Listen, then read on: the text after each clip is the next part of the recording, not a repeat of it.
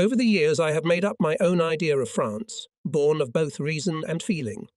In my imagination, France appears as a country that, like a fairy tale princess or Madonna on ancient frescoes, is destined for an extraordinary fate. Instinctively, I have the impression that Providence has destined France for great achievements or severe adversity, and if, nevertheless, her actions happen to bear the stamp of mediocrity, I see in this something unnatural, of which the deluded French are guilty, but not the genius of the whole nation. Reason also convinces me that France is only truly France if she stands at the forefront, that only great deeds can save France from the pernicious effects of the individualism inherent in her people, that our country in the face of other countries must strive for great goals and bow to no one, for otherwise she may be in mortal danger. In short, I think that France, deprived of greatness, ceases to be France. This conviction grew up with me in the environment in which I was born. My father, a man well educated and brought up in certain traditions, was full of faith in the high mission of France. He first introduced me to her history. My mother had a feeling of unbounded love for her native land, which can only be equalled by her piety. My 3 brothers, my sister and myself were all proud of our country. This pride, coupled with a sense of anxiety about its fate, was second nature to us. Nothing so impressed me, a native of Lille, a child in Paris, as the symbols of our gloire. The Cathedral of Our Lady of Paris, shrouded in the gloom of night, Versailles in its evening splendour, the Arc de Triomphe in the sunshine, the trophy banners swaying under the arches of the Palais des Invalides. Nothing made so strong an impression on me as our national successes. The popular enthusiasm at the visit of the Russian Tsar to France, the military parades at Longchamp, the wonders of the World's Fair, the first flights of our aviators. When I was a child, nothing caused me more distress than the manifestation of our weakness and our delusions. The abandonment of Fashada, the Dreyfus affair, the social conflicts, the religious strife which were excitedly spoken of in my presence. Nothing made me more excited than the stories of our past misfortunes. When my father recalled the unsuccessful sorties at Bourges and Sten, where he had been wounded, and my mother spoke of the despair she had felt as a child when she saw her parents weeping bitterly at the news of the surrender of Marshal Bazaine's army. In my youth, I was particularly concerned with everything connected with the fate of France, whether it was the events of its history or contemporary political life. I was interested in, and at the same time outraged by the drama constantly played out in the arena of political struggle.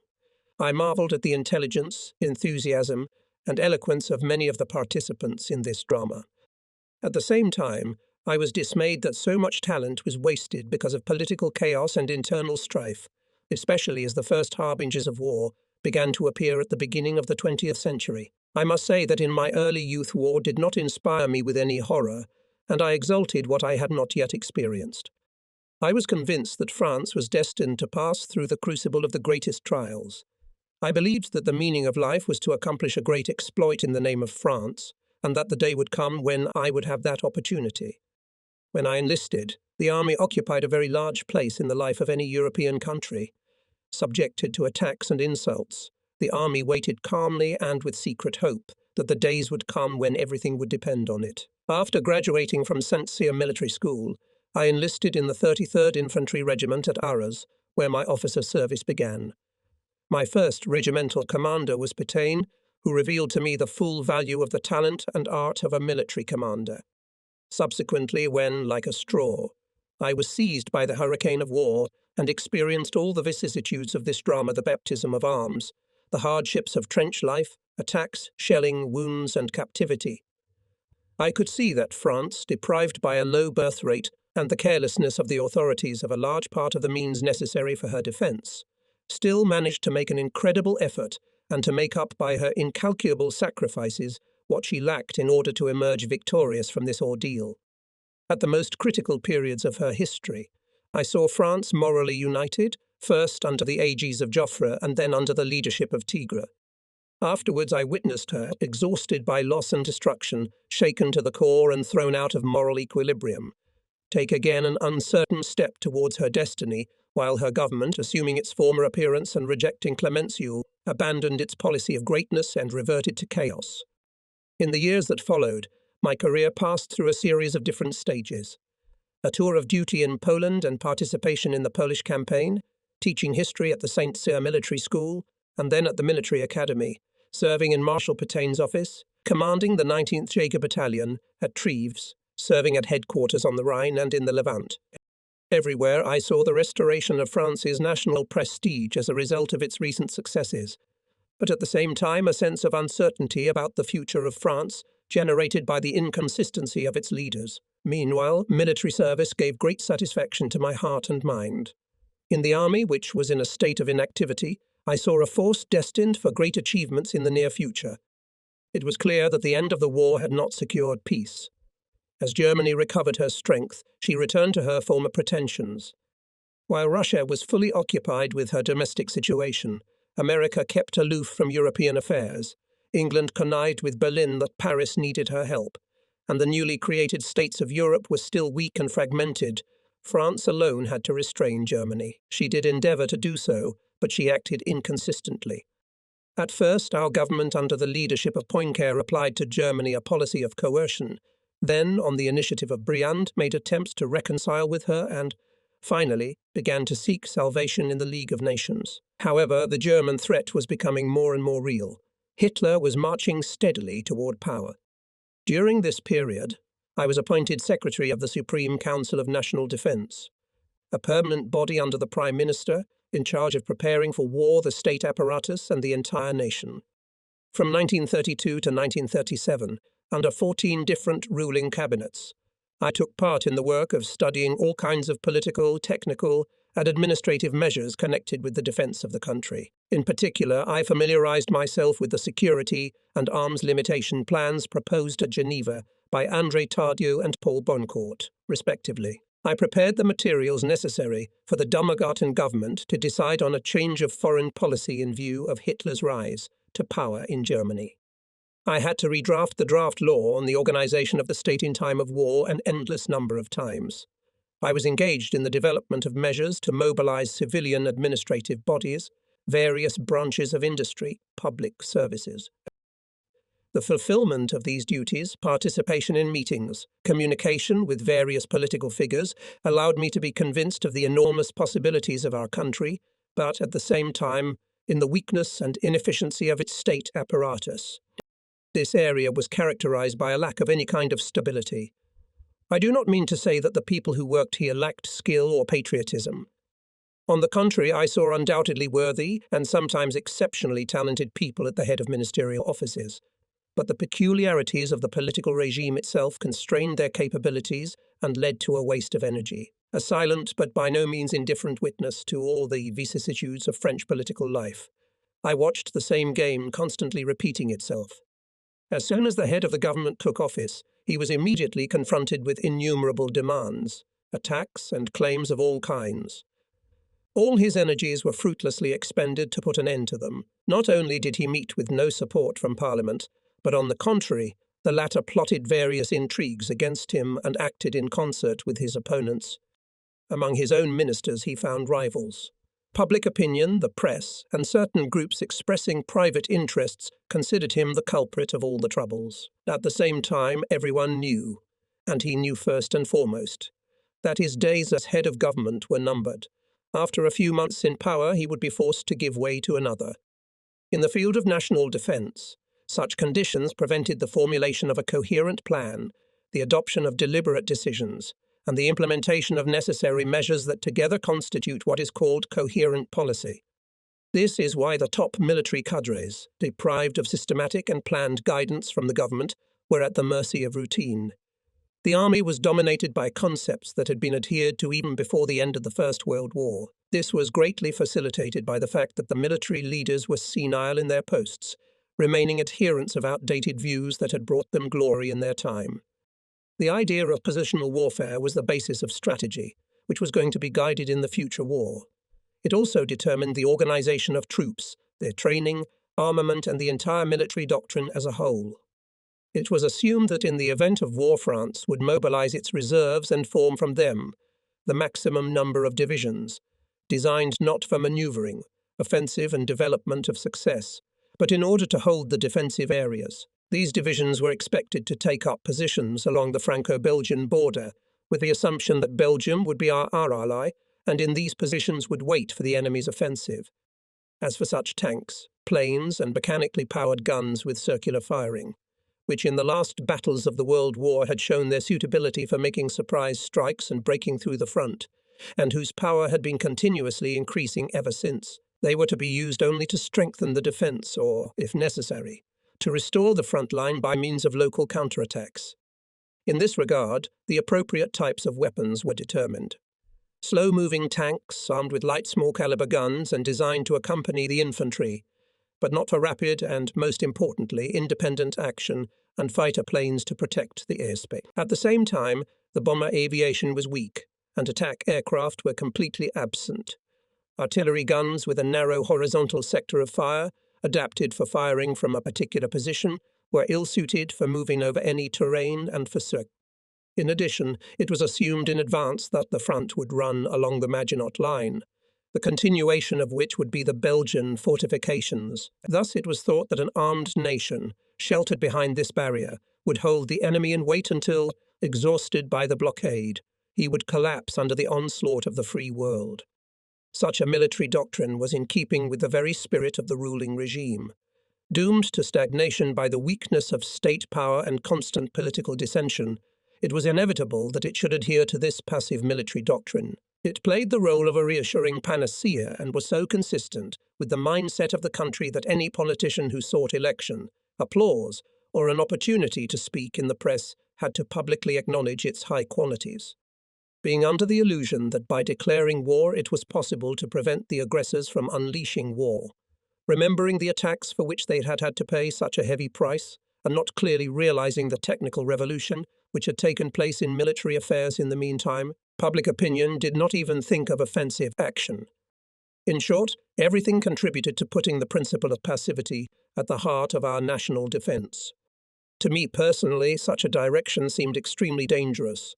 I believe that in strategic terms, it entirely and completely gives the initiative into the hands of the enemy.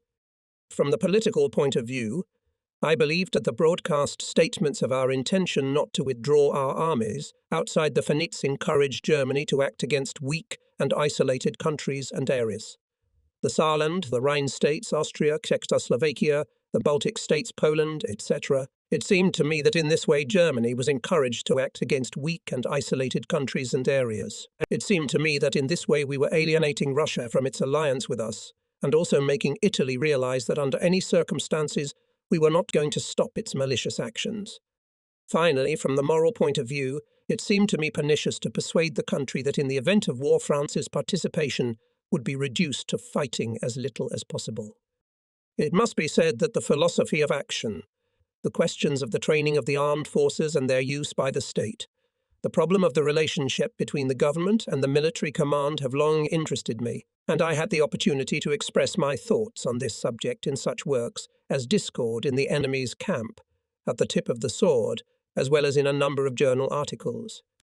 In particular, I gave several public lectures at the Sorbonne on the conduct of war.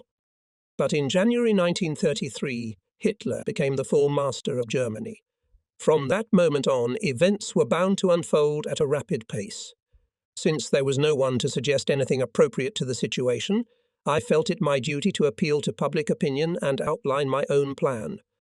But as this might have some consequences, it was to be expected that the day would come when I would be the subject of public scrutiny. It was not without hesitation that I decided to speak out after 25 years of obedience to official military doctrine. In a book entitled For a Professional Army, I outlined my plan and my ideas.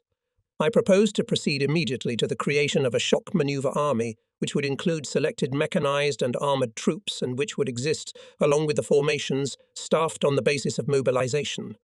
In 1933, I raised this question in the journal Politics and Parliament, and in the spring of 1934, my book was published, which gave arguments in favor of creating an army adapted to our conditions and justified the principles of its organization. Why do we need such an army? Focusing first of all on the defense of France, I pointed out that the geographical conditions predetermining the possibility of invasion of our territory from the north and northeast, the national peculiarities of the German people with its inherent exorbitant claims, drawing them west through Belgium to Paris, and finally the character of the French people, by virtue of which it is caught unawares at the beginning of every war. All this, I stressed, forces us to keep part of our forces constantly ready, so that at any moment you can... We cannot, I wrote, count on the fact that poorly manned and poorly equipped troops occupying hastily created defensive lines will be able to repel the first blow. The time has come when, along with an army manned by a mass of reservists and conscripts and constituting the main element of national defence, but requiring a lot of time to concentrate and put it into action, it is necessary to have a cohesive, well-trained, manoeuvrable army, capable of acting without delay. That is, an army in constant readiness for combat. I then touched upon the question of machinery. Ever since the machine has taken the dominant place in the battle order, as well as in all other spheres of human endeavour, the main factor determining the effectiveness of technique has been the high skill of those who use it. This was particularly applicable to such new means of combat resulting from the use of the motor as tanks, airplanes, and warships, which were improving very rapidly and reviving the use of manoeuvre. Henceforth there can be no doubt, I pointed out, that on land, at sea, and in the air, select cadres, able to make the most of an exceptionally powerful and varied combat equipment, have a vast superiority over weakly organized, though numerous troops. Specially selected men acting in groups in an unexpected place, at an unexpected moment, and in the shortest possible time will produce a crushing effect. Referring to the political considerations that in turn determine our strategy, I pointed out that the latter cannot be limited to the defence of territory, since the field of action of French politics extends beyond our borders. Whether we like it or not, we are part of a definite system already established, all the elements of which are closely linked. Everything that happens to Central and Eastern Europe, to Belgium, to the Saar, concerns us most directly. How much blood and tears cost us the mistake of the Second Empire in allowing the defeat of Austria at Sadovaya and not moving its army to the Rhine. Hence, we must be prepared to act outside our country at any moment and under any circumstances. Is it practically possible to achieve this if, in order to do anything at all, we are forced first of all to mobilize our reserves? In addition, in the resurgent rivalry between Germany and France for military supremacy in Europe, we were lagging behind the Germans in terms of troop numbers. Conversely, due to our inherent initiative, adaptability and self-love, it is we who should be ahead of her in terms of quality. I ended my answer to the question why by saying an army designed for preventive and repressive action is what we must provide ourselves with. How to do that? Instead of the motor provided the answer to this question. A motor which can be used to transport anything, anywhere, at any speed and over any distance. A motor which, with armour protection, has such firepower and striking power that the tempo of battle matches the speed of combat vehicles. She indicated the goal to be pursued. 6 linear and 1 light fully motorised divisions, having also tanks, will constitute an army capable of playing a decisive role. The intended organisation of such an army was defined by me quite precisely. 1 tank brigade of 2 regiments, 1 regiment of heavy tanks and 1 medium, as well as 1 battalion of light tanks, 1 motorized rifle brigade of 2 motorized rifle regiments and 1 Jaeger battalion, equipped with all-terrain vehicles, 1 artillery brigade, having in-service guns with a circular fire, consisting of 2 artillery regiments and 1 anti-aircraft division. To support the combat operations of these 3 brigades, the division was to additionally include a reconnaissance regiment, a sapper battalion, a communications battalion, a camouflage battalion, and various services. The light motorized division intended for reconnaissance and long-range protection was to have faster vehicles. In addition, the army itself had to have general-purpose reserves, heavy tanks, artillery of very large caliber, sapper and camouflage equipment, means of communication. Finally, this powerful army had to have at its disposal a large force of reconnaissance, fighter and attack aviation. 1 aviation group for each division and 1 aviation regiment for the army as a whole, not counting aircraft that could be used to conduct joint aviation operations with ground motorized troops. However, in order for a shock army to be able to make full use of the opportunities provided by all this complex and expensive equipment, so that it would be ready to act at any moment, in any theatre of war, without waiting for replenishment and without needing to train its personnel, it should have been staffed with professional personnel. The total number of such an army should have been 100,000 people. Its units were to be staffed by volunteers, serving for 6 years in the selected troops. The personnel of such an army would have received good training due to the availability of equipment, the spirit of competition and camaraderie. This personnel could then be used as manpower for conscripted units and Then I moved on to how to use such a strategic fist to break through strong enemy defences. Rapid transfer of troops to the area of combat operations, carried out during one night, which is possible thanks to the motorization of all units, their ability to move on any terrain, the use of active and passive means of camouflage, an offensive involving 3,000 tanks, built in several echelons on a section of the front and average width of up to 50 kilometers. This offensive is supported by the following at a short distance from the tanks' dispersed artillery, on a succession of the tanks, and by the use of active and passive means of camouflage. The forces involved in the operation are divided into 2 or 3 army corps. Division Air Assets and Army Aviation conduct reconnaissance and support the actions of ground troops. The tempo of the offensive as a whole, under normal conditions, should be about 50 kilometers per day. After all these actions, and in the event that the enemy continues to offer organized resistance, a general regrouping of forces follows, either to extend the breakthrough to the flanks, or to resume the offensive in depth, or finally to gain a foothold in the captured terrain. But after the breakthrough of the enemy's defences may suddenly open up wider opportunities. In this case, the mechanized army would be able to develop success fan-shaped on diverging directions. This is regard iros. Often, having achieved success, troops will seek to use its results and penetrate deep into the rear of the enemy.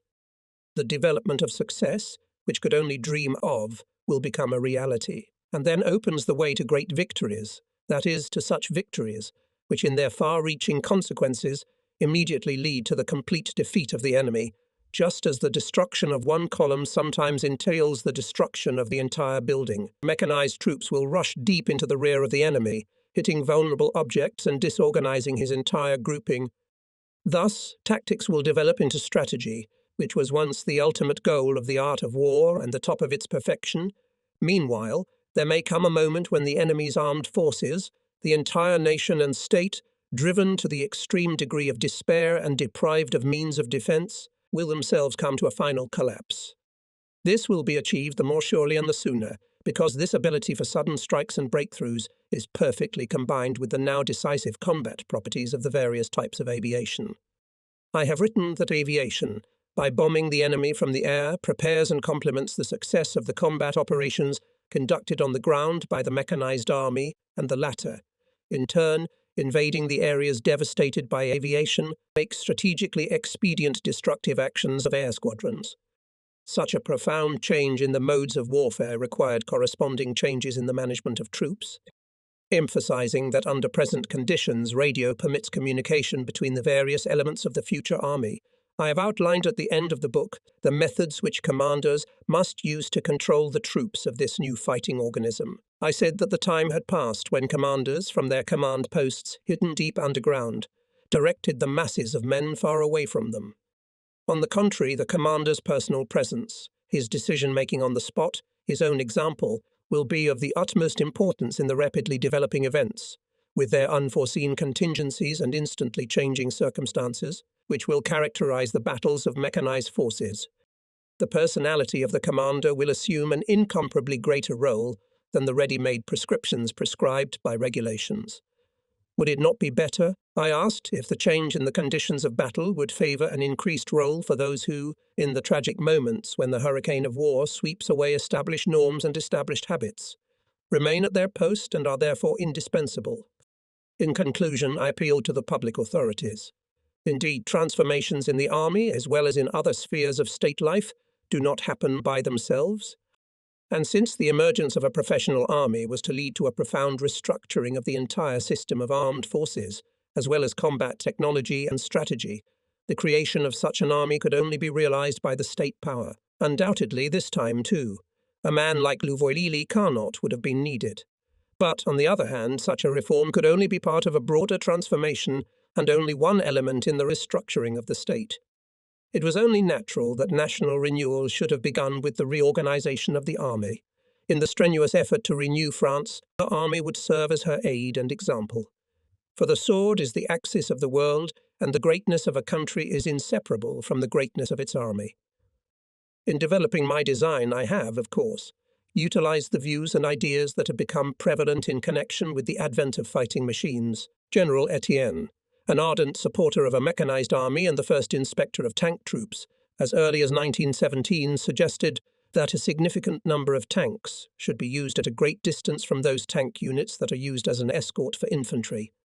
In this regard, at the end of 1918, factories began to produce huge combat vehicles weighing 60 tons. However, after the armistice, the production of tanks was discontinued, and the theory was reduced to the formula of coordinated action of infantry and tanks, which supplemented the formula of escort tanks. The British, who first used the Royal Tank Corps en masse in 1917 in Cambrai, were the pioneers in this field.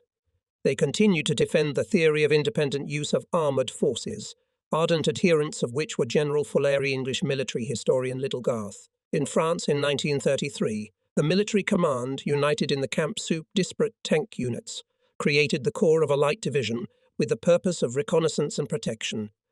Some in this area went even further. In his book Thoughts of a Soldier, published in 1929, General von Sectu pointed to the enormous superiority that will have a well-trained army over poorly organized troops. He had in mind, on the one hand, 100,000 German army, whose soldiers were in long-term service, and on the other hand, the numerous but, in his opinion, poorly welded French army, Italian General Due, determining the effect that aerial bombardment of industrial and other vital centres could have, concluded that aviation alone could decide the outcome of the war. Finally, the Plan Maximum, which Paul Boncourt defended in 1932 in Geneva, envisioned the creation of a professional army under the League of Nations, putting at its disposal all the tanks and all the aviation of European countries, and entrusting to this army to ensure collective security in Europe. My plan brought all these disparate, but fundamentally unified views into a system and aimed to use them in the interests of France. My book, For a Professional Army, aroused some interest but not the slightest enthusiasm. It was regarded as a purely theoretical work to be used at will by the authorities concerned, because it was seen as a presentation of highly original views. It did not occur to anyone that on the basis of these views a practical reorganization of our entire military apparatus could be effected. If I believed that time was running out, I could have limited myself to defending my concept in the circles of specialists in the expectation that the course of events would force to recognize the validity of my arguments. Meanwhile, Hitler wasted no time.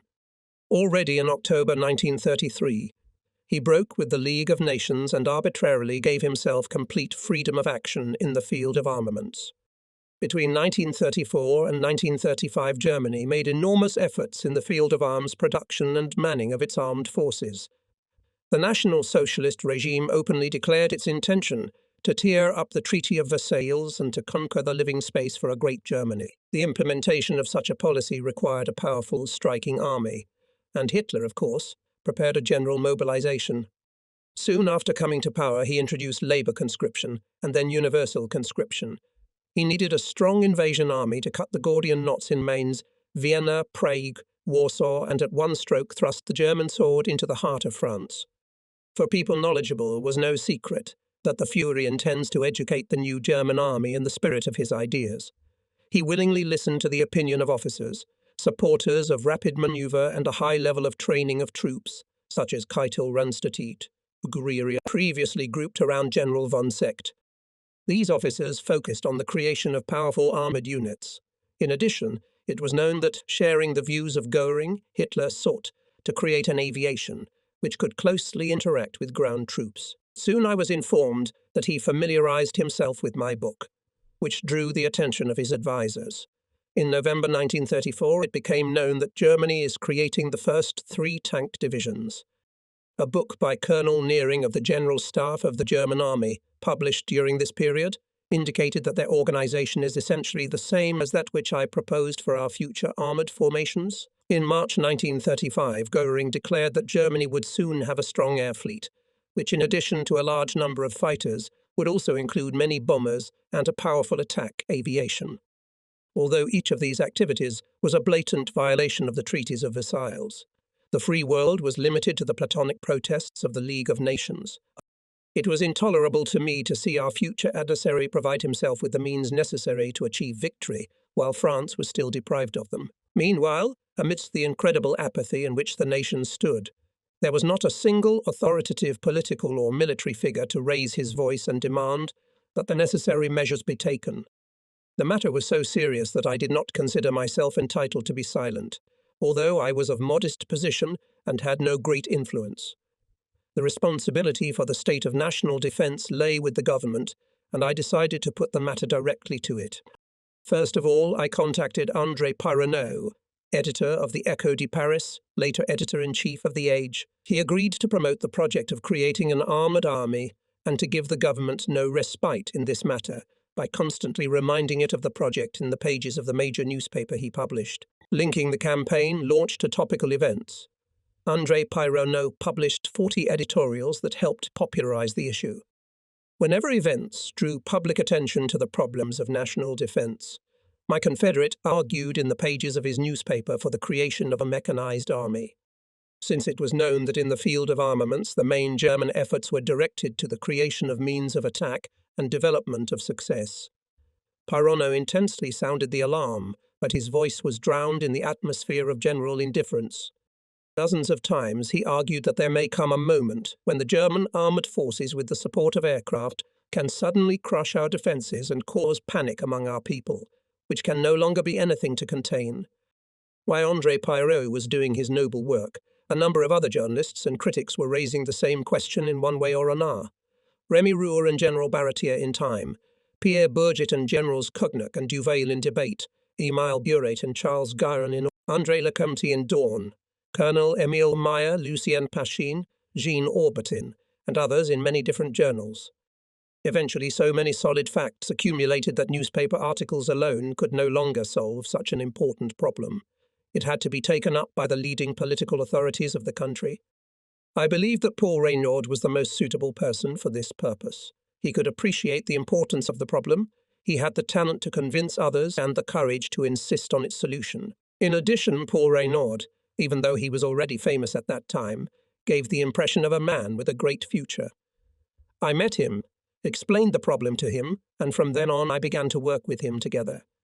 On March 15, 1935, he made a convincing speech in the Chamber of Deputies, in which he talked about why and how our armed forces should be supplemented by a first-class mechanized army. Shortly thereafter, the government introduced a bill to extend conscription to 2 years.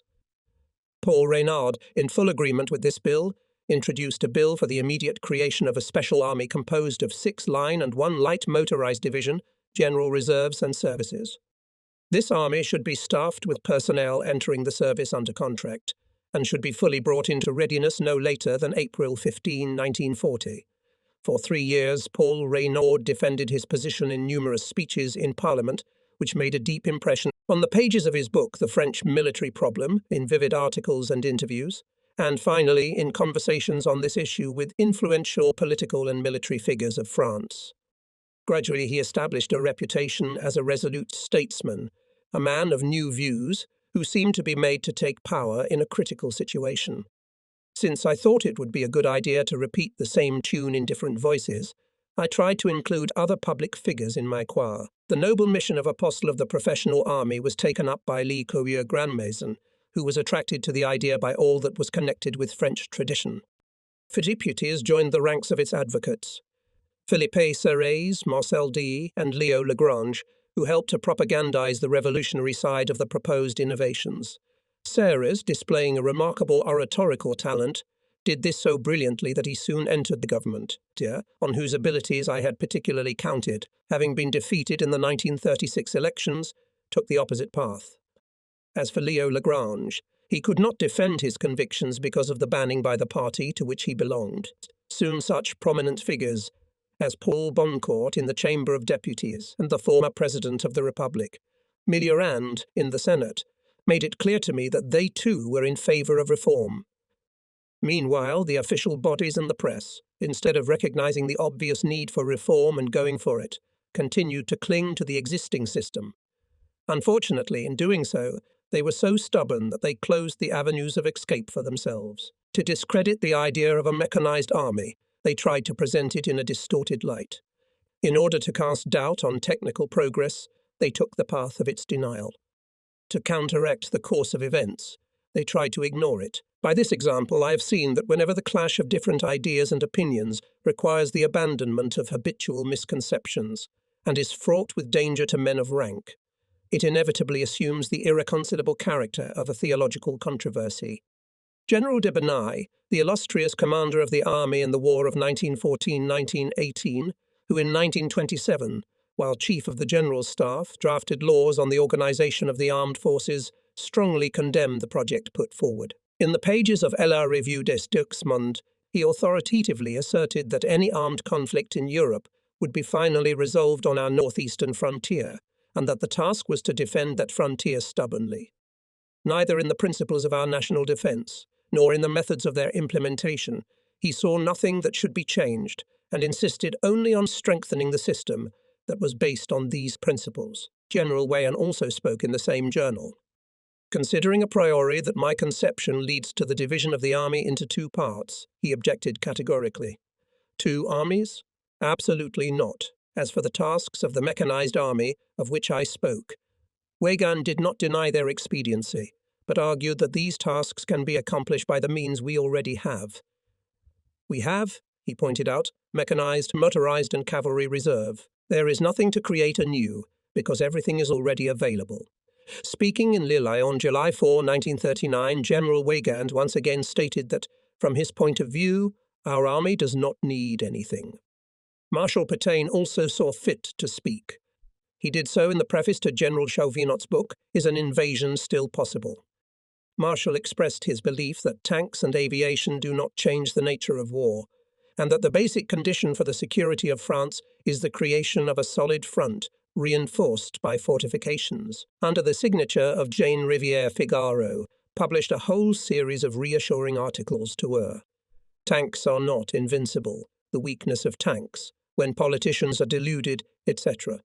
In the newspaper Mercure de France, a general writing under the pseudonym 3 Stars rejected the principle of motorization of the R. The Germans, with their inherent offensive spirit, naturally must have tank divisions. But peace-loving France, which faces defensive tasks, cannot be a supporter of motorization. Other critics resorted to ridicule, because one of them wrote in a thick literary magazine.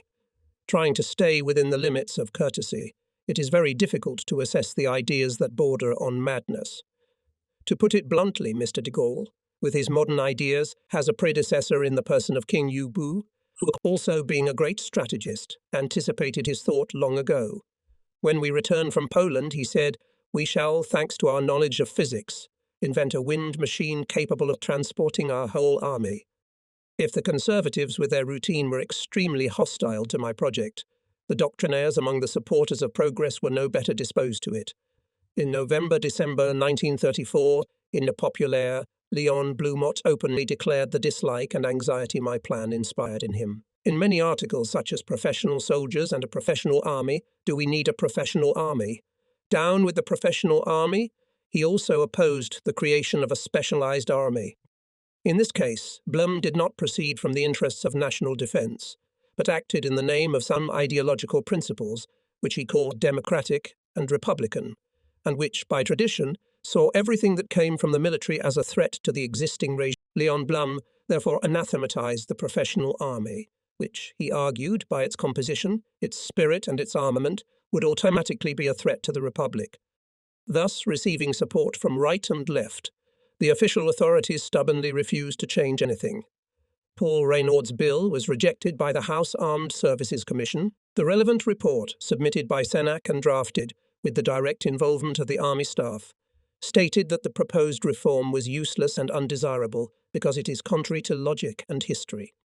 From the parliamentary rostrum, the Minister of War, General Morin, objected to the deputies in favour of a manoeuvrable R.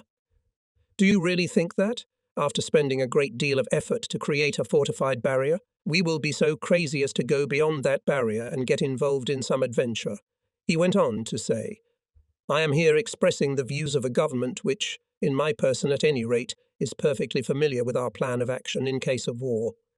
This statement, which decided the fate of the mechanized army, at the same time told everyone in Europe who knew how to listen that France, under any circumstances, will limit herself to the advance of troops on the Maginot Line.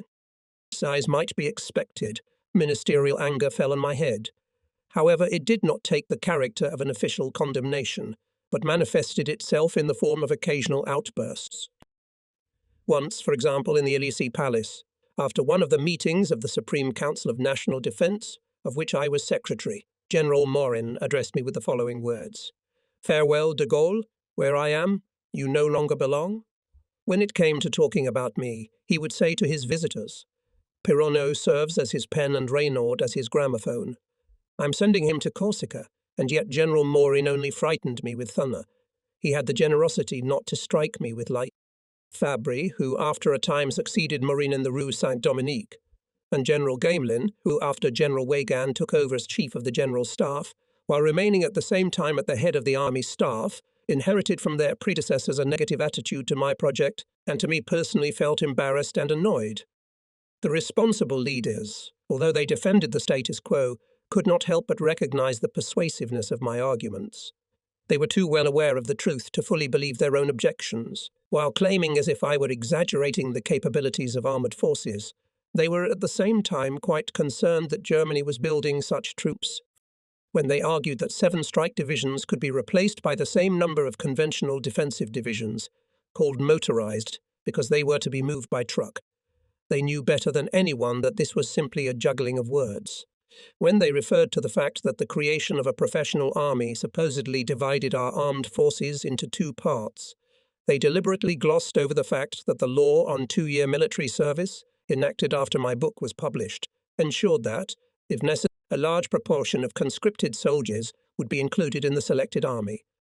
They turned a blind eye to the fact that we have a navy, an air force, colonial troops, an African army, a field gendarmerie and a police force that exist independently within the armed forces without the slightest detriment to their unity. Finally, they overlooked the fact that the unity of national armed forces is determined not by the fact that all their elements have the same weapons and personnel, but by the fact that they all defend the same homeland, obey the same laws and serve under the same banner.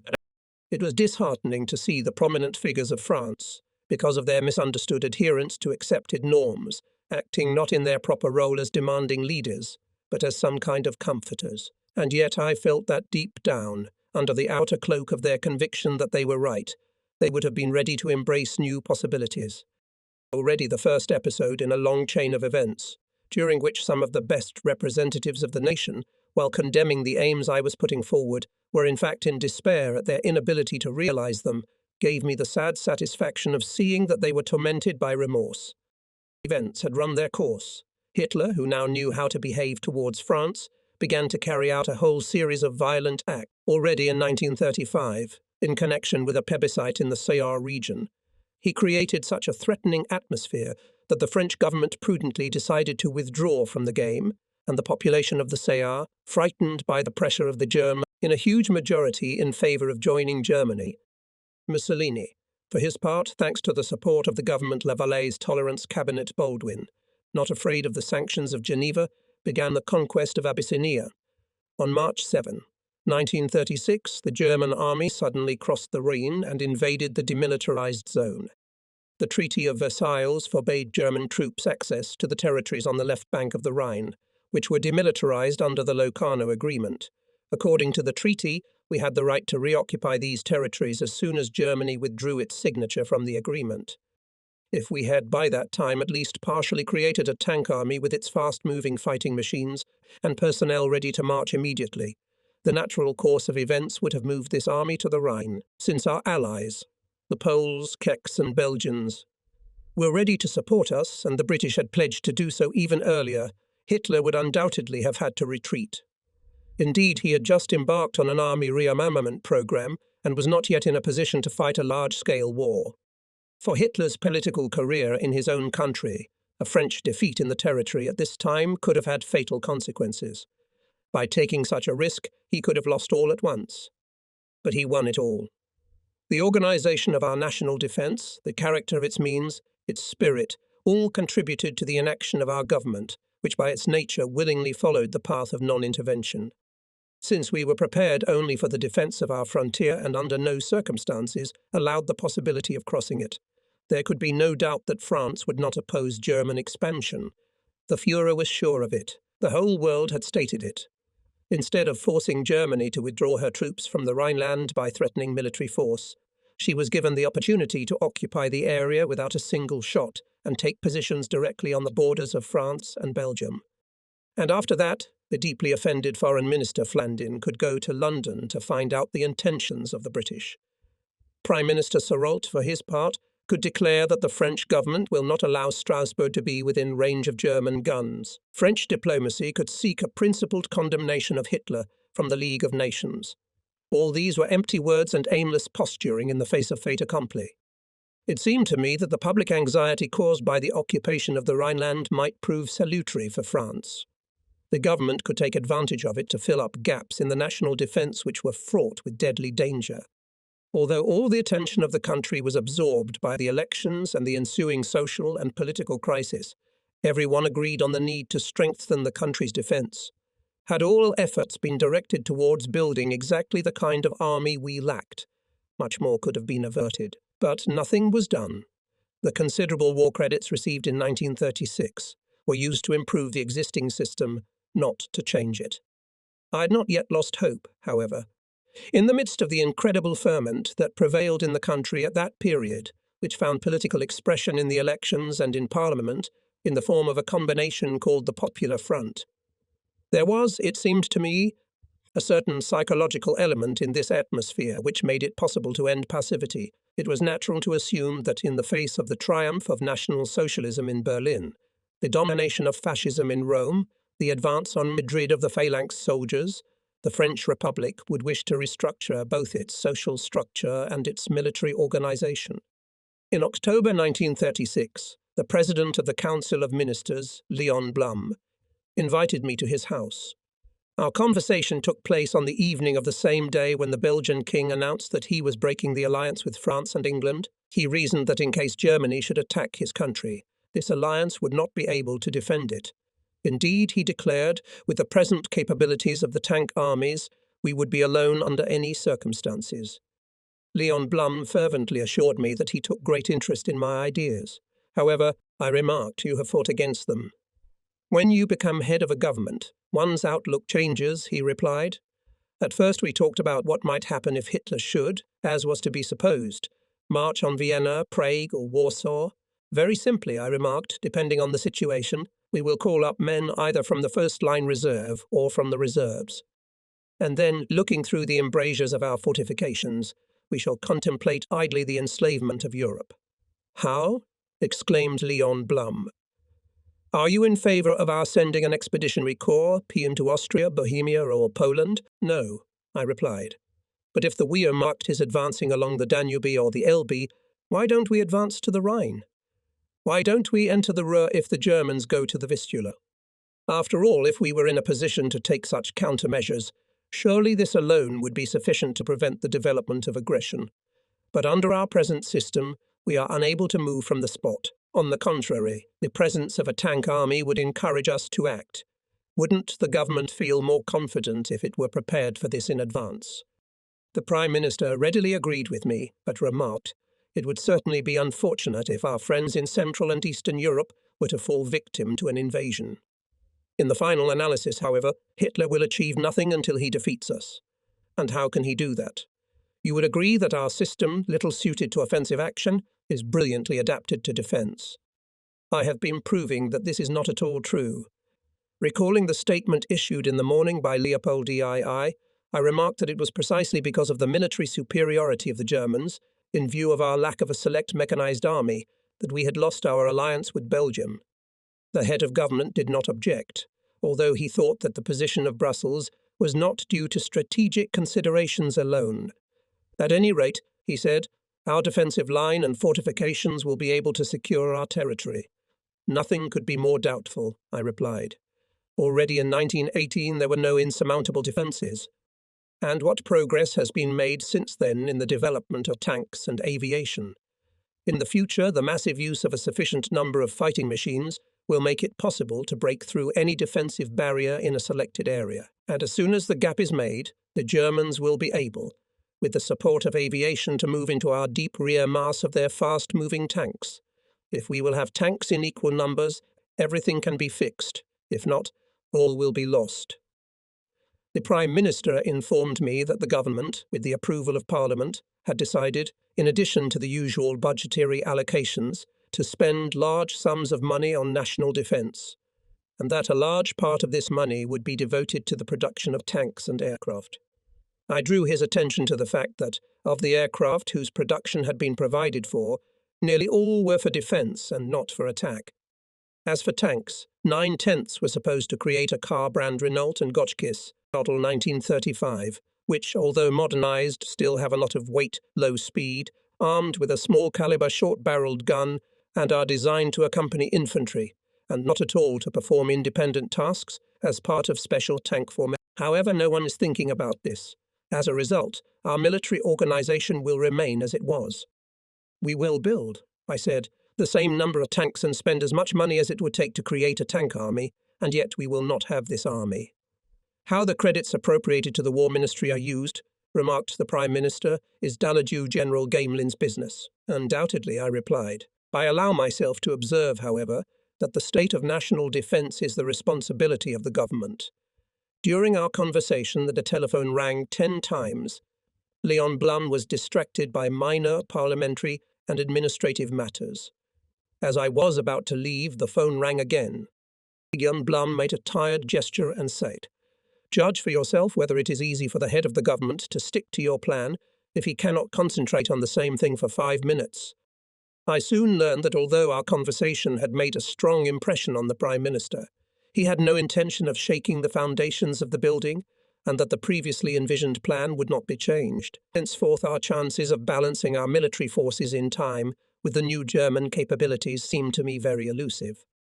I was convinced that Hitler's character, his outlook, his age, and the excitement into which he had brought the German people compelled him to act without delay. Things would now move so fast that France would no longer be able to eliminate its lag, even if its leaders wanted to. May 1, 1937, at the parade in Berlin for the first time took part fully staffed tank division and hundreds of aircraft. And the spectators, and above all on the French ambassador François Poncy and our attaches. This military equipment gave the impression of such a powerful force, which can only be opposed by an equal force. But their reports did not force the French government to reconsider earlier decisions. On March 11, 1938, Hitler carried out the Anschluss of Austria. He threw on Vienna Mechanized Division, the mere sight of which inclined the Austrians to unconditional submission. Together with this division, he, by the evening of the same day, victoriously entered the Austrian capital. France did not draw any conclusions for itself from Hitler's invasion of a neutral country. All efforts were used to console the public, with ironic descriptions of the accidents suffered by several German tanks during this forced march. Nor were lessons learned from the experience of the Spanish Civil War, where Italian tanks and German attack aircraft, even in very limited numbers, decided the outcome of the battle wherever they appeared. In September 1938, with the consent of London and then Paris, Hitler invaded Czechoslovakia. 3 days before the agreement in Munich, speaking at Berlin's Sport Palace, the Reich Chancellor dotted all the I's, causing a storm of enthusiastic cheering and enthusiasm. Now, he shouted, "I can openly declare what you all already know. We have created armaments such as the world has never seen before." On March 15, 1939, he secured a surrender from President Gahapolna and occupied Prague the same day. Then on September 1, Hitler turned against Poland. In all the acts of this tragedy, France played the role of a victim waiting for her turn to come. These events did not surprise me, but made me extremely sad. In 1937, I taught at the School of Advanced Officer Training, after which I was appointed commander of the 507th Tank Regiment in Metz. The busyness of the regiment and the distance from Paris deprived me of the necessary conditions and connections to continue the struggle I had begun. In addition, in the spring of 1938, Paul Reynaud became a member of Daladieu's cabinet, first as Minister of Justice and then as Minister of Finance. Not to mention the fact that from now on he was bound by ministerial solidarity. Now all the attention of the minister was absorbed by the urgent tasks of restoring economic and financial balance in the country. But the main point was that the government's insistence on defending a defensive military system while the Germans were showing extreme dynamism in Europe, the blindness of a political regime preoccupied with trifles in the face of a Germany ready to lash out at us, the stupidity of the sloths who welcomed the Munich surrender. All this was essentially the result of a profound national self-abasement against which I was powerless. And yet in 1938, anticipating the coming storm, I published a book entitled France and Her Army. In it I showed how for centuries the army had been a mirror in which the soul of the country and its future were invariably reflected. It was my last warning, which I addressed from my humble post to the motherland on the eve of disaster. When in September 1939 the French government, following the example of the British cabinet, decided to enter the war in Poland, which had already begun, I had no doubt at all that the illusions of the statesmen prevailed that, in spite of the state of war, it would not come to serious fighting. As commander of the tanked troops of the Fifth Army in Alsace, I was not at all surprised at the utter inactivity of our mobilized forces, while Poland was defeated within 2 weeks by armored divisions and air squadrons of the Germans. The intervention of the Soviet Union undoubtedly hastened the defeat of the Poles, but in the position Stalin took, unexpectedly acting in concert with Hitler, clearly manifested his conviction that France would not budge and Germany would thus have a free hand, and it was better to share the spoils with her than to be her victim. While the enemy's forces were almost entirely occupied on the Vistula, we, except for a few demonstrative actions, did nothing to reach the Rhine. Nor did we do anything to disarm Italy, which could have been accomplished by offering her a choice between the threat of French military invasion and concessions in return for her neutrality. We did nothing, finally, to unite with Belgium by advancing our forces to Liège and the Albert Canal. In addition, the official military leadership considered this wait-and-see policy to be a very successful strategy. Speaking on the radio and in the press, members of the government, especially the head of the government, as well as many other prominent political and military figures, emphasized the advantages of a stable defense, thanks to which, they said, we are able to maintain our territorial integrity without loss. Editor-in-chief of Le Figaro, Brisson, who visited me in Vangenberg, asked my opinion on the matter. When I deplored the inaction of our armed forces, he exclaimed, "Is it not clear to you that the waters of the Marne will now no longer be red with blood?" One day in January, while in Paris, I attended a dinner at Paul Reynaud's in the Rue de Rivoli, where I met Léon Blum. "What is your prognosis?" he addressed me. "The whole question now is whether the Germans will strike in the spring in the west to capture Paris, or in the east to reach Moscow. You think so?" Léon Blum was surprised. "Will the Germans strike eastward? But what would be the point of them getting bogged down in the vast Russian expanse? Do you think they will rush westward? But they are powerless against the Maginot Line. When President Lebrun came to the Fifth Army, I showed him my tanks. 'I'm familiar with your ideas,' he said kindly, 'but apparently it is too late for the enemy to make use of them.' In fact, it was too late for us. Still, on January 26, I tried one last effort.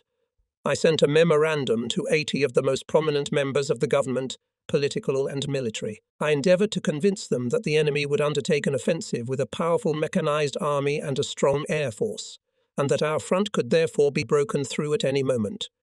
Since we do not have at our disposal equivalent means to repel the enemy, we may be defeated, so it is necessary to immediately decide on the creation of these means. Simultaneously, with the production of appropriate types of weapons, must be urgently reduced to a single mechanized reserve those of the already existing ore-forming units that could at worst enter its composition. I ended the memorandum with the following words: "The French people should by no means be under any illusion that the present abandonment of the offensive doctrine by our armed forces is in keeping with the nature of the war which has begun. Quite the contrary. The motor gives the modern means of destruction such power, such speed, such radius of action, that the war already begun will sooner or later, in the scope and rapidity of maneuver, in the power of surprise attacks, in the scale of invasion and pursuit of the enemy, far surpass all that has been most remarkable from this point of view in the past. Make no mistake, the war that has begun may become the most widespread, the most complex, and the most brutal of wars that have ever ravaged the earth. The political, economic, social, and moral crisis it has created is of such a profound and comprehensive nature that it will inevitably lead to a fundamental upheaval in the status of peoples and in the structure of nations. In an incomprehensible harmony of things, an army of motors is becoming the instrument of this upheaval, quite in keeping with its gigantic scale. It is high time for France to draw a conclusion from this. My memorandum did not cause a sensation, but the ideas I expressed and the obviousness of the facts themselves began to have some effect. By the end of 1939, 2 light mechanized divisions had been created. A third division was in the process of formation, but these 2 were formations designed for cover. They could be very useful as assets attached to armoured forces and used for reconnaissance, but were ineffective in other capacities. On December 2, 1938, at the urging of General Billiot, the French Supreme Military Council decided to create 2 armoured divisions. One of them was formed in early 1940, the second was supposed to be formed in March. These divisions were equipped with 30-ton tanks of Type B, the first samples of which were created 15 years ago. Finally, they were produced about 300 pieces. However, in terms of combat power, each of these divisions, regardless of the quality of combat vehicles, was very far from what I proposed. It was decided to include 120 tanks. I was talking about 500. It had only 1 battalion of motorized infantry, transported by vehicles, while according to my plan they should have 7 and equipped with all-terrain vehicles. The division included 2 artillery divisions, but I believed that it should include 7 divisions armed with guns with a circular fire. The division was not supposed to include a reconnaissance battalion. I thought it was necessary. And finally, I had in mind to use mechanized troops exclusively as an independent force, based on which their organization and command was built. Here we were talking about something else. It was intended to attach armored divisions to the various army corps of the previous type. In other words, the intention was to dissolve them in the general combat order. In the field of politics, there were equally timid and hesitant attempts to make some changes as in the organization of national defense. The state of serene tranquility which had seized the governing circles at the beginning of the strange war began to fade. The mobilization of millions of men, the diversion of industry to the production of armaments and large military expenditures were causing a ferment in the country, the results of which were becoming more than obvious to the anxious politicians. At the same time, there was no sign of the gradual weakening of the enemy, which was so much expected from the blockade. No one openly advocated a new military policy for which the necessary means were not available, but everyone expressed alarm and caustically criticized the previous policy.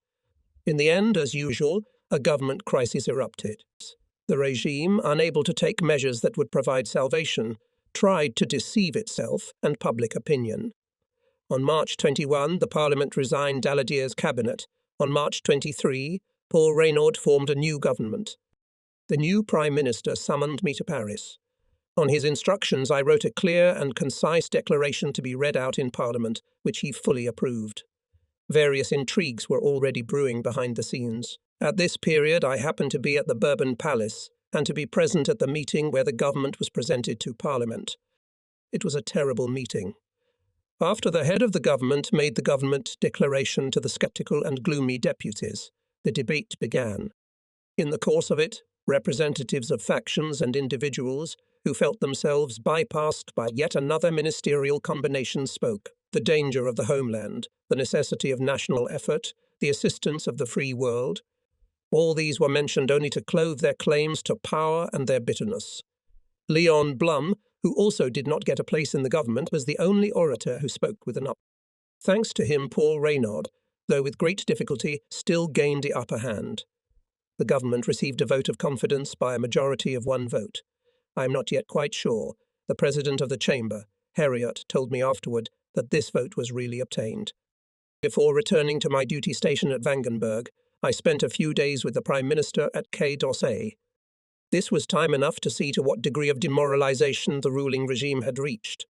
In all parties, in the press and in public institutions, in business and trade union circles, very influential factions were openly inclined to the idea that the war must be stopped. People in the know claimed that this opinion was also held by Marshal Pétain, former ambassador to Madrid, who allegedly knew through the Spaniards that the Germans would willingly accept an agreement. Everywhere it was sigh.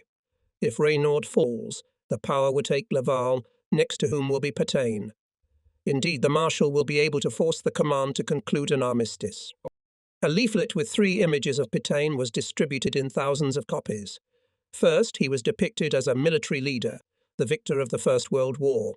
Under the picture was written, "Yesterday, a great soldier." Under the second drawing, in which he was depicted in the form of an ambassador, was the caption, "Today." A great diplomat. And finally, in the third drawing, he was depicted very large, but in some indeterminate way. Under the drawing was written, "And tomorrow." It must be said that some circles saw Stalin as the enemy rather than Hitler. They were more preoccupied with how to strike the USSR, the question of helping Finland, bombing Baku or landing troops in Istanbul, than with the question of how to deal with Germany. Many people openly admired Mussolini. Even in the government, some were in favour of France gaining the Duce's favour by ceding Djibouti and Chad to him and agreeing to the creation of a Franco-Italian condominium in Tunisia. For their part, the communists, who had been making a big fuss about the national interest while Berlin was at odds with Moscow, began to denigrate the capitalist war as soon as Molotov agreed with Ribbentrop. As for the completely disoriented masses, who felt that nothing and no one at the head of the state was able to direct events, they were in a state of doubt and uncertainty. It was clear that a serious trial would cause a wave of despair and terror in the country, which could destroy everything. In such a tense atmosphere, Paul Reynaud tried to assert his power.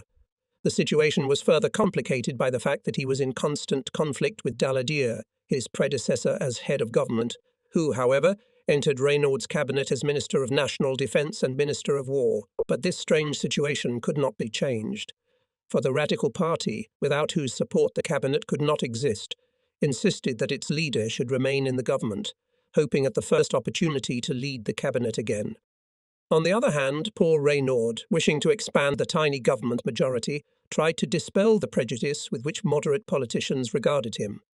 It was very difficult to do this, since a large part of the right wing sought peace with Hitler and an agreement with Mussolini. Thus, the President of the Council of Ministers was forced to entrust the post of Secretary of State to Paul Bauduin, a very influential man in these circles, and appointed him Secretary of the newly established Military Committee.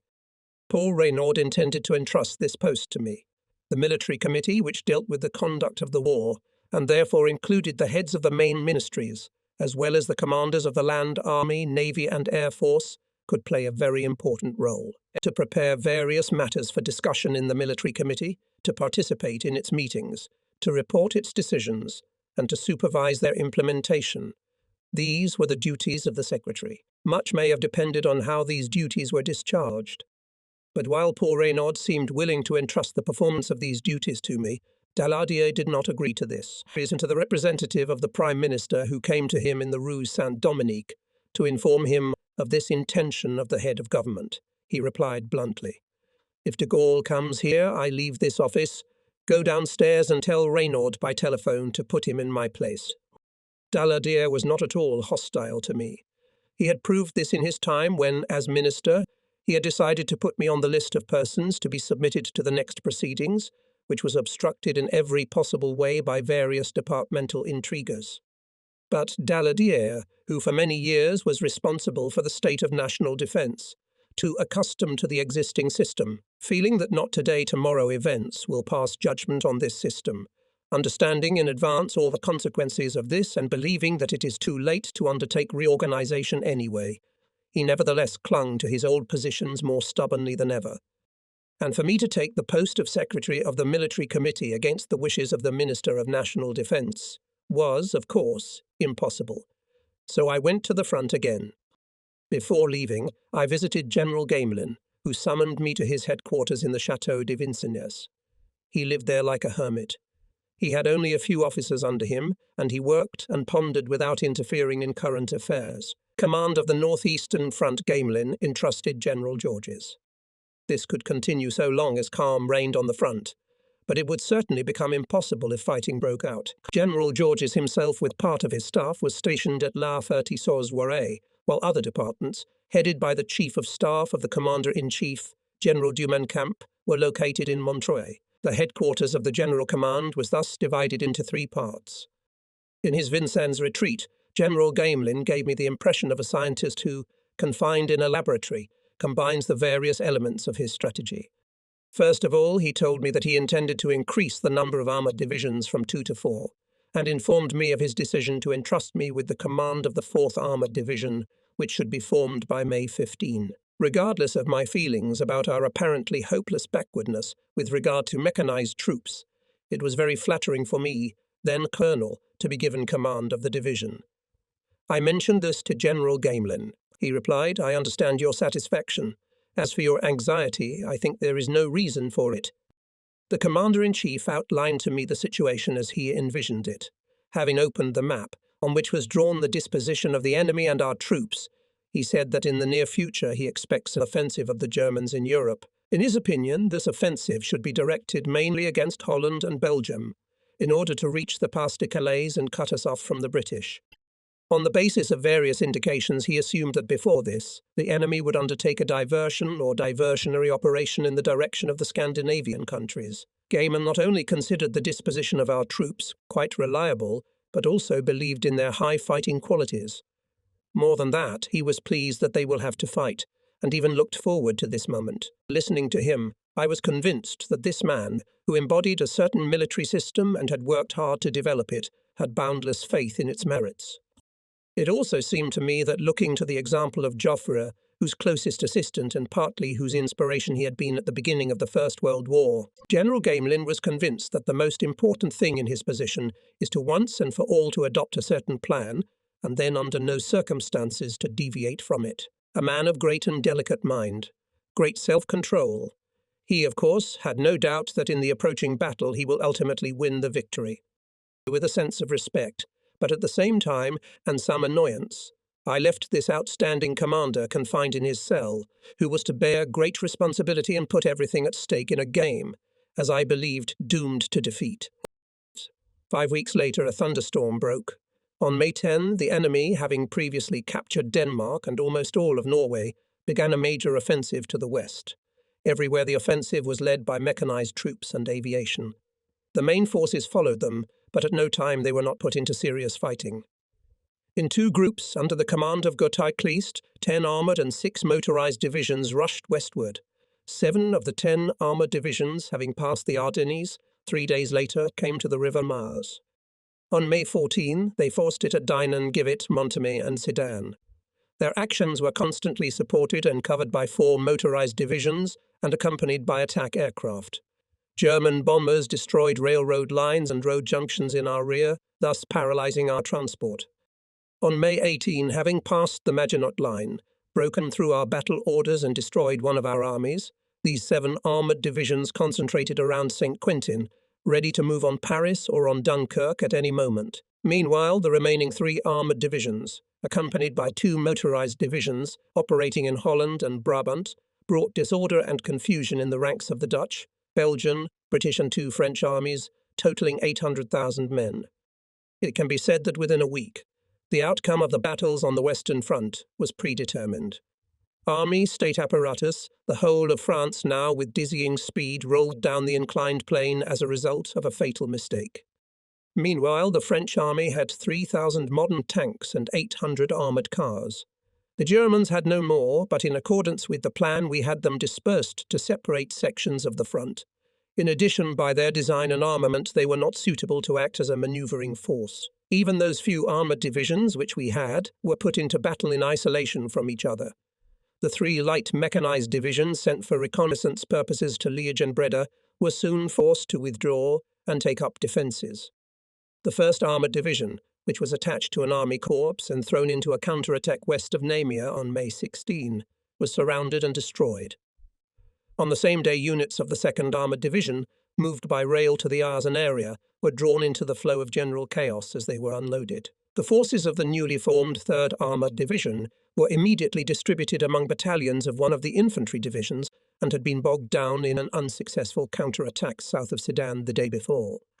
If these armoured divisions had been united in advance, even with all their imperfections, they could have inflicted heavy blows on the invader, but they acted in isolation from each other, and 6 days after the beginning of the German offensive, under the onslaught of German tank columns from them, survived only pitiful remnants. Guessing about the actual state of affairs on the basis of the scraps of information that reached me, I would have given a lot to turn out that I was wrong in my guesses. But in a battle, even a lost one, a soldier no longer belongs to himself. In turn, and I found myself entirely at the mercy of events. May 11, I received the order to take command of the 4th Armoured Division, which however did not yet exist, but some of its units, arriving from somewhere far away, were to gradually come to my disposal. From Vezin, where my command post was located, I was summoned to the Commander-in-Chief's headquarters to receive a combat assignment. I was familiarized with it by the Chief of Staff of the Commander-in-Chief, General Dumanc. This task was very difficult. Command told me the General wants to create a front of defense along the rivers Aisne and Ilette to block the way to Paris. On this front will be deployed the 6th Army, formed from units withdrawn from the eastern section of the front. It will be commanded by General Tuchain. The task of your division is to move forward and act independently in the Laon area to ensure the gain of time necessary for its deployment. The commander of the northeastern front, General Georges, relies entirely on you to select the means necessary to accomplish this task. You will report directly to him and to no one else. Communication with him will be provided by Major Chomel. Receiving me, General Georges was calm, friendly, but clearly depressed. He told me what he wanted me to do and added, "Get down to business, de Gaulle." For you who have long expressed ideas which the enemy is carrying out, an opportunity to act is presented. The proper authorities hastened, as far as possible, to send to the neighbourhood of Laon the units intended for me. I should note that during these terrible days, when sudden enemy attacks led to a continuous change of situation and had to deal with countless issues related to the movement and transfer of troops, the headquarters excelled in its task. However, it was felt that hope was running out and that the spring had already burst. I rushed to Laon, set up my command post in the southeastern part of the city of Bruyères, familiarizing myself with the surroundings. Of the French troops I found in this area only scattered units of the 3rd Cavalry Division, a handful of people holding the fortress of Laon, and accidentally stuck here the 4th Independent Artillery Division, ordered to use chemical agents if necessary. I joined these young men, armed with single carbines, and assigned them to guard along the Sisson Canal. The same evening the enemy's reconnaissance came in contact with them. On May 16, together with members of my fledgling headquarters, I made reconnaissance and gathered the necessary information. I had the impression that a large force of Germans who came out of the Ardennes through Rocroi and Mézières are moving not south, but west, to Canton, covering their left flank side guard, advanced to the area south of the River Sire. On all the roads coming from the north, there was an endless stream of wagons of unfortunate refugees. Among them were many unarmed soldiers. They belonged to the units that had fled in disorderly flight as a result of the rapid advance of German tanks during the last few days. Along the way they were overtaken by enemy mechanized units and ordered to drop their rifles and move south, so as not to clutter the roads. "We don't have time to take you prisoners," they were told.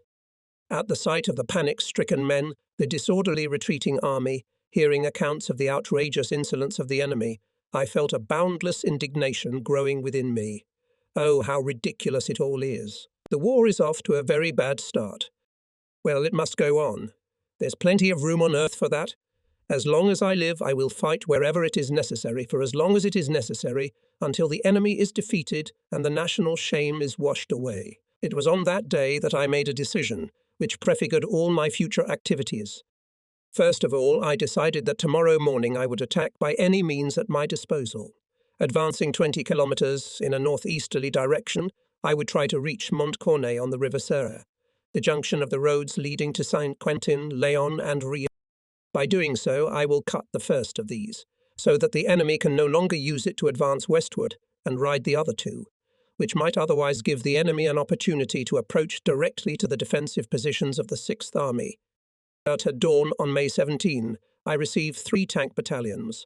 One of them had B tanks and was reinforced by a tank company that included D2 tanks.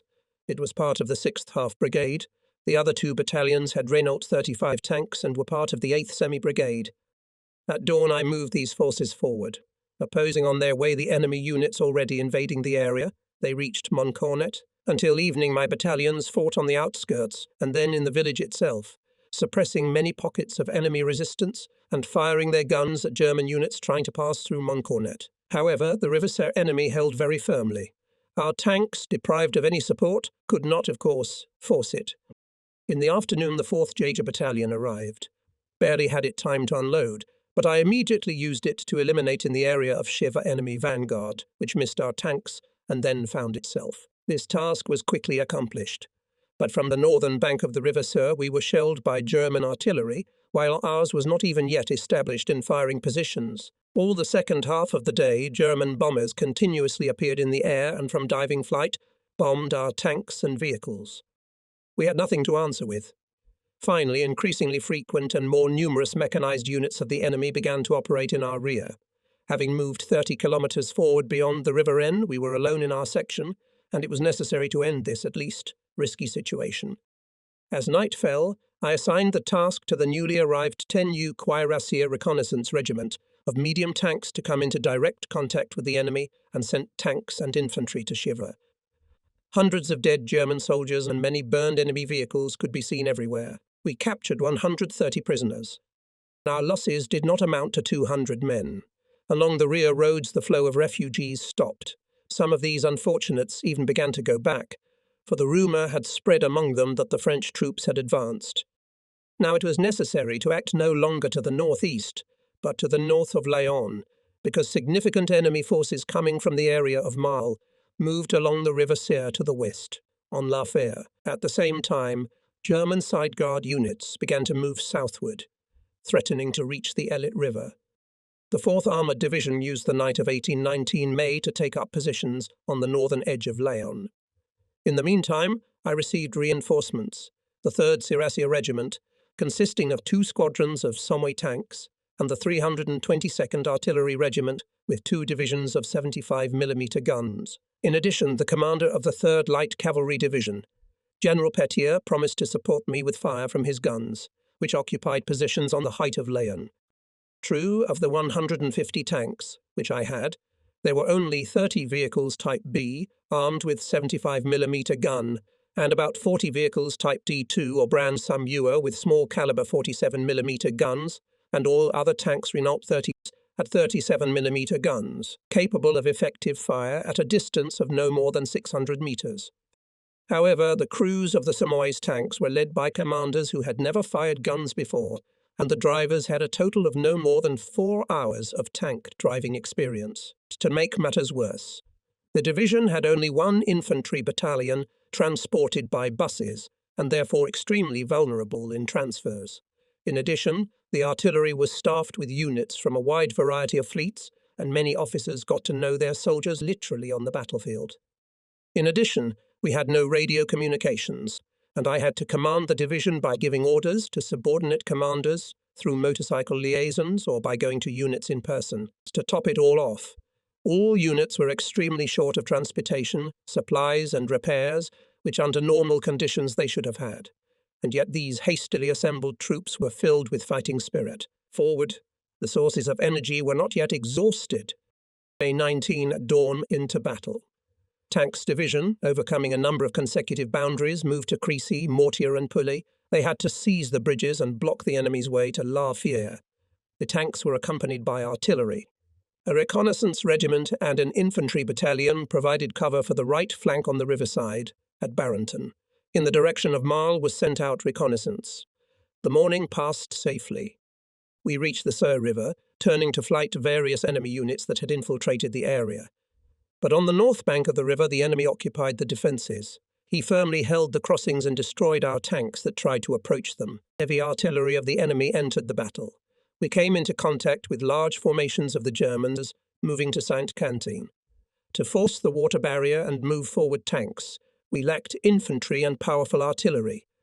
At these moments I could not help but think what would be capable of a mechanized army, which I have so long dreamed of. If I now had such an army to suddenly break out to Guise, would immediately be stopped the advance of the German panzer divisions, their rear would be covered with confusion, the Northern Army Group could reconnect with the armies of the Central and Eastern fronts. However, our forces in the area north of Laon is extremely negligible. Therefore, the Germans managed to force the River Sur, even the day before they began to cross it at Muncorn, which we have already left, and since noon crossed also at the point of Marle. They attacked our right flank on the river at Barenton and our rear at Chambry, throwing into the offensive a large number of tanks, self-propelled guns, mortars on vehicles, and motorized infantry. And then there were their dive bombers. They made raids until the night, holding at risk vehicles that could not move off the roads, and openly located artillery pieces. In the afternoon, I received orders from General Georges to cease resistance. The deployment of the Sixth Army was completed, and my division was to be immediately utilized for other tasks. I decided to delay the enemy for another day, for which purpose I concentrated the division around Vosges, in order to be able to give the Germans a flank blow if they tried to advance from Laon to Reims or to Soissons. The crossing of the Aisne I postponed until the next day. Regrouping was organized, although everywhere the enemy tried to attack us. All night at the exits from the area of the troops did not cease skirmishes. On May 20, the 4th Armoured Division moved out in the direction of Fimme and Braine. It had to move literally among the Germans, which swarmed all the roads. The enemy had many strongholds here, and a large number of German tanks attacked our columns. Thanks to our tanks, which gradually cleared the roads and approaches, we reached the Aisne River relatively safely. However, the reconnaissance regiment, which together with one tank battalion formed the rear guard, with great difficulty managed to get out of Festia. From the heights of Craonne, the division's transports came under heavy fire and were forced to abandon their trucks, which were engulfed in flames. While the 4th Armoured Division was operating in the Laon area, to the north of that area events were developing with the same rapidity with which the German tank columns were advancing. German command, having decided to destroy the Allied armies of the northern group before the troops of the central and eastern fronts were finished, moved their mechanized forces to Dunkirk. From Saint-Quentin, they again launched the offensive in 2 columns. One went straight to the objective through Cambrai and Douai, the other moved along the coast through Etaples and Boulogne. Meanwhile, 2 armoured divisions of the enemy seized Amiens and Abbeville and created on the south bank of the Somme pre-bridge fortifications, which were used in the future. As for the Allies, by the evening of May 20, the Dutch army no longer existed. The Belgian troops retreated to the west. The British Expeditionary Force, together with the 1st French Army, was cut off from France. The French command undoubtedly sought to restore contact between the 2 groups of its forces, moving on the offensive Northern Army group from Arras to Amiens, and the left flank of the central group, from Amiens to Arras. This was the order given by General Gamelin on May 19. His replacement on May 20, General Weygand, who the next day was going to go to Belgium, agreed with this plan. Theoretically, this plan was quite logical, but for its realization, the command itself had to believe in the possibility of victory and strive to achieve it. However, the collapse of the entire military doctrine and organizational principles of our leaders deprived them of the necessary energy. Being in a state of moral depression, they began to doubt decisively in everything and especially in themselves. And then immediately centrifugal forces began to act. The Belgian king immediately began to think of surrender. Lord Gort to pay evacuation of British troops, General Weygand, the armistice. While in the midst of total defeat began the breakdown of command. The 4th Armoured Division was moving westward. At first the question was put so that it would force the Somme and lead the offensive, which was scheduled to be carried out in a northerly direction. But this idea was abandoned. It was then intended to use it with other forces to repel the Germans, who crossed the Somme at Amiens. But to participate in this operation, the division was not involved, but for this purpose was taken one of its tank battalions. Finally, on the night of 26 to 27 May, the division commander, made 2 days before in the generals, received from General Robert Altmaier, commander of the 10th Army, combining forces hastily concentrated in the area of the lower reaches of the Somme, the order to immediately go in the direction of Abbeville and attack the enemy, created south of the city's stubbornly defended bridgehead. By this time, the division was stationed around Grandvilliers. Having set out on May 22 and passing through Fimme, Soissons, Villers-Cotterêts, Compiègne, Montdidier, Beauvais, the division for 5 days covered a distance of 180 kilometers. It can be said that since its birth on the fields of Montcornet, the division was continuously in combat or on the march. This affected the condition of the tanks, of which about 30 were out of service. But on the way we received excellent replenishment, a battalion of tanks typed BA battalion of 20-ton tanks of the D2 type, which unfortunately I had to leave in the Amiens area, the 7th Motorized Dragoon Regiment, a division of 105mm guns, a battery of anti-aircraft guns, 5 batteries of 47mm anti-tank guns, With the exception of the 19th Battalion, all units were formed hastily. But the fighting spirit that reigned in the division embraced the personnel of these units immediately upon arrival at the site. Finally, to fulfill the newly assigned task, I received at my disposal the 22nd Colonial Infantry Regiment and artillery of the 2nd Cavalry Division. A total of 140 serviceable tanks and 6 infantry battalions, supported by 6 artillery divisions, were to strike at the southern section of the German bridgehead.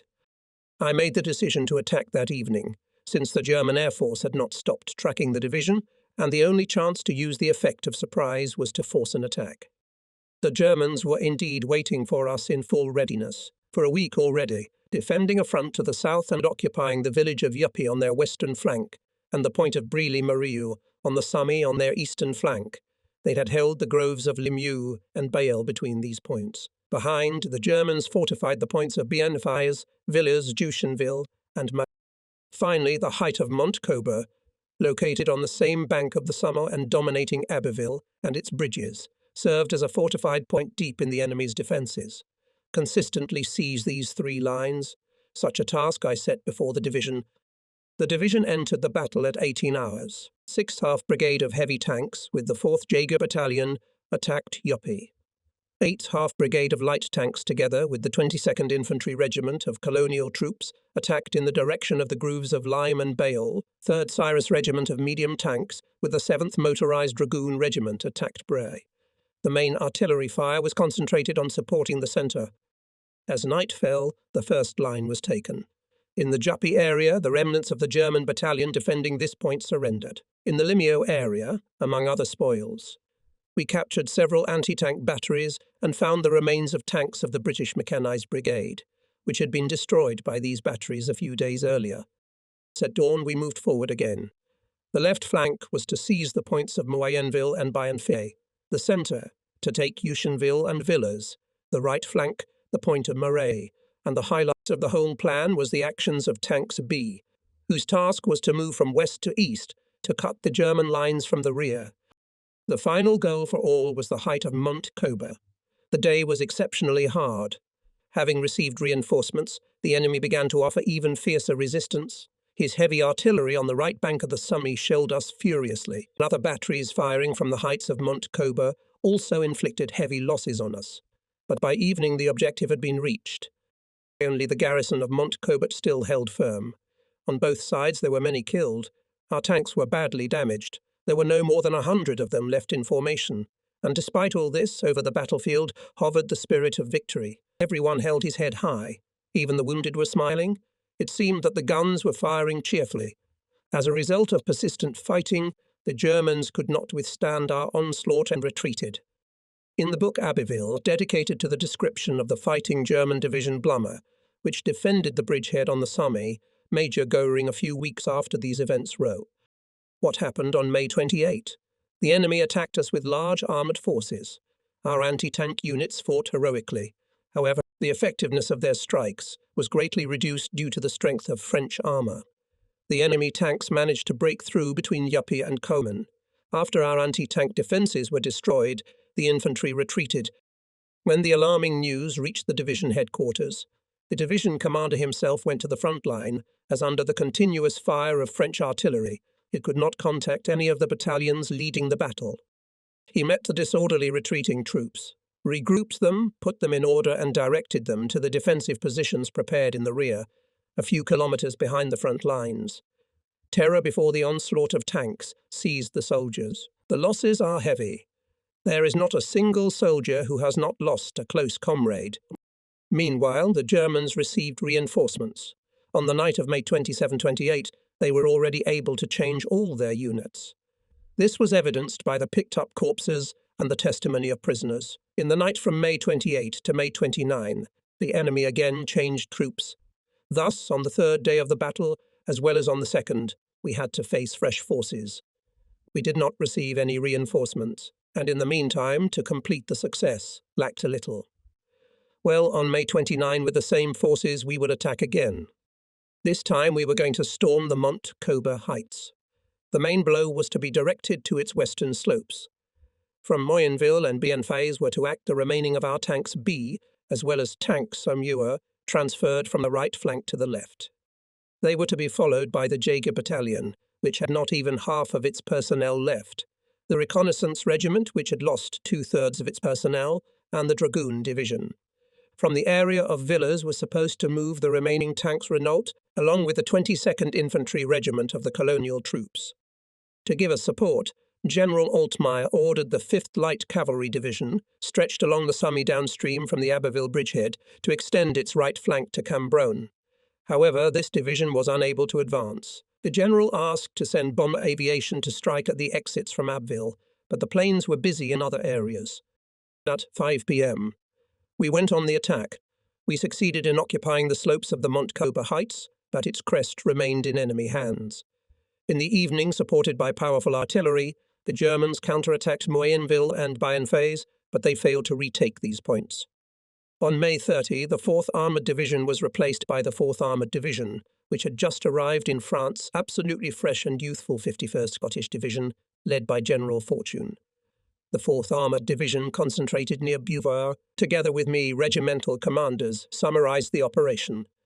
Here were the commanders of Tank Regiment Saudre, Simonin and Francois, the commander of the Reconnaissance Regiment the commander of the Jaeger Regiment Bertrand, the commander of the Infantry Regiment of Colonial Troops Litacon, the commander of the Dragoon Regiment de Longuemare, the commanders of artillery regiments Chodassel and Anselme, and from the headquarters, Chomel. We were not able to completely eliminate the Abbeville bridgehead of the enemy, but we still 3/4 of its size reduced. In this form, it was no longer suitable as a base for the offensive of large forces. For this, it would have to be previously expanded again. We suffered heavy losses, but still less than the enemy, and captured 500 prisoners, not counting those we'd had taken at Moncornet. A large quantity of arms and military equipment fell into our hands. Alas! Will it be possible in this battle for France, I thought at the time, to capture anything more than this strip of land of 14 kilometres? How many Germans will be taken prisoners, if we do not count those belonging to the crews of airplanes shot down over our lines? What success is in the place of this wretched, weak, poorly manned, hastily assembled, and fighting a lone division could be achieved in these May days by a select armoured force, for the creation of which, in fact, many of the necessary elements already existed, although these elements were scattered and misused. If the government had fulfilled its purpose, if it had timely directed the military system of the country along the path of action instead of inaction, if, as a result, our military commanders had at their disposal a striking and manoeuvrable army, the question of the creation of which had been repeatedly put before the government and the command, then our armed forces could have counted on success, and France would have regained her greatness. But on May 30 the battle was actually already lost. 2 days before, the Belgian king and his army had capitulated. The British army began the evacuation of Dunkirk. The remnants of French troops in the Nord Department also tried to evacuate by. This retreat was fraught with heavy casualties. Soon the enemy began the second stage of the offensive in a southerly direction, having before him an enemy whose forces had already been reduced by 1/3 and who more than ever was deprived of the means to resist the German mechanized troops. I was in Picardy and did not fill myself with illusions, but I tried at the same time not to lose hope. If it is ultimately impossible to remedy the situation in the metropolis, then it must be done elsewhere. We have an empire. We have a navy that can defend it. We have a people who, though they will inevitably be the victims of invasion, yet, true to their republican principles, will not give up resistance. A severe trial will engender in them a spirit of unity. Finally, there is the free world, which can supply us with new weapons and give us strong support. The question is, will the authorities, in the most dire circumstances, be able to preserve the state, protect independence, and defend the future? Or, gripped by the panic of defeat, will they give everything to the enemy? In this respect, as I foresee it, much will depend on the attitude of the command. It may be the anchor of salvation for a dying nation if it holds high the banner until, in accordance with the dictates of the statute, all means dictated by duty and honour have been exhausted. In short, if it decides, in case of emergency, to continue the resistance in Africa.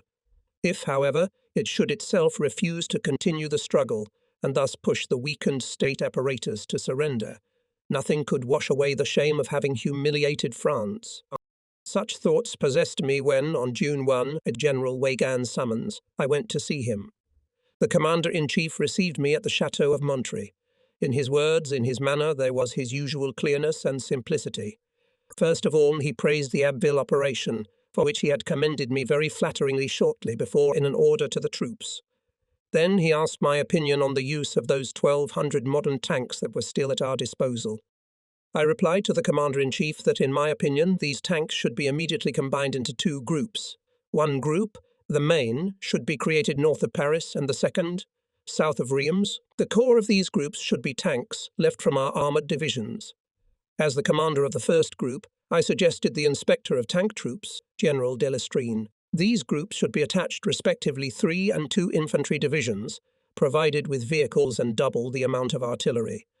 Thus, we would have the opportunity to strike unexpected blows on the flanks of one or another of the German mechanized corps, which, moving forward after the breakthrough of our defensive lines, would find themselves dismembered along the front and stretched in depth. General Weygand took note of my suggestions.